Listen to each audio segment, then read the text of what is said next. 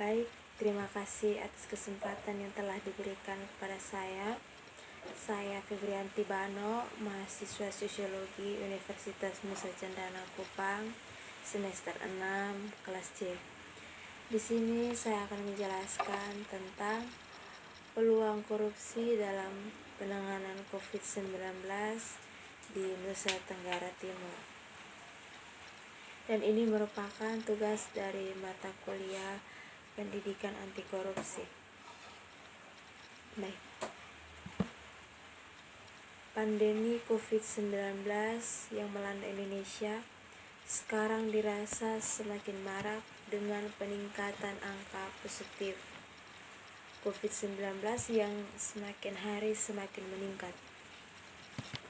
Berbagai masalah yang bermunculan menyebabkan semua jajaran pemerintah, mulai dari pemerintah pusat, provinsi, kabupaten atau kota, bahkan tingkat kelurahan dan desa, menyatakan perang melawan COVID-19. Ekonomi masyarakat yang kacau, bidang pendidikan tersendat-sendat, masalah sosial muncul di mana-mana. Untuk mengatasi situasi ini, pemerintah melakukan berbagai upaya. Salah satunya adalah bantuan dana penanganan COVID-19. Bergerak dari penjelasan tersebut mengenai bantuan dana penanganan COVID-19, fokus kali ini adalah peluang korupsi dalam penanganan COVID-19, khususnya di Provinsi Nusa Tenggara Timur. Pemerintah Provinsi Nusa Tenggara Timur melalui realokasi dan refocusing APBD Provinsi dan Kabupaten Kota menguncurkan dana yang fantastis di kisaran 1,1 triliun untuk penanganan COVID-19. Hal ini menyebabkan 15 pos mata anggaran APBD pemerintah daerah dipending untuk sementara waktu. Pemerintah Provinsi Nusa Tenggara Timur menjelaskan bahwa dana bantuan COVID-19 akan difokuskan pada 3 sektor. Dilihat dari 3 sektor ini, berdasarkan data dari Ombudsman Republik Indonesia Perwakilan Nusa Tenggara Timur hingga akhir Mei 2020 sudah ada 70 laporan dari masyarakat.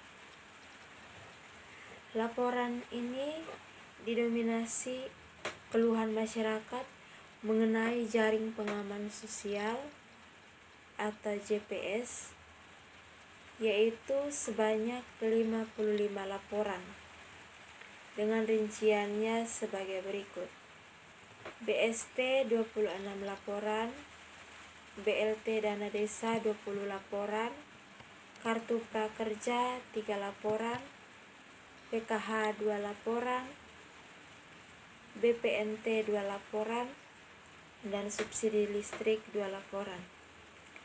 Dari hal tersebut, berbagai modus untuk terjadinya korupsi bisa saja muncul.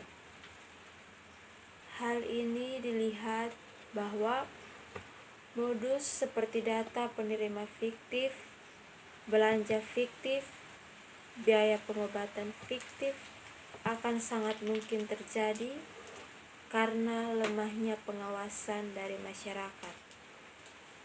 Selain itu, ditambah lagi dengan situasi yang kurang bersahabat, membuat masyarakat seperti kurang memperdulikan soal bantuan dana untuk COVID-19.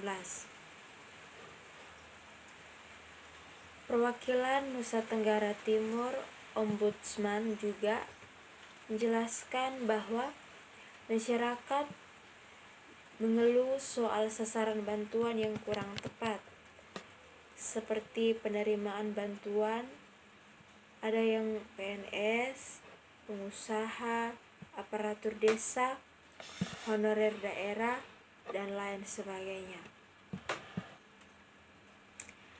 Selain hal di atas, tidak bisa dipungkiri bahwa bantuan dari pihak-pihak tertentu atau pihak ketiga untuk penanganan COVID bisa menjadi pintu masuk peluang untuk terjadinya korupsi.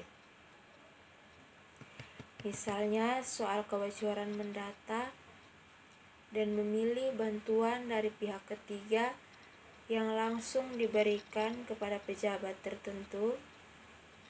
Hal ini bisa saja tidak dieksekusi atau dilakukan, atau bisa saja data tersebut ada tetapi disamarkan.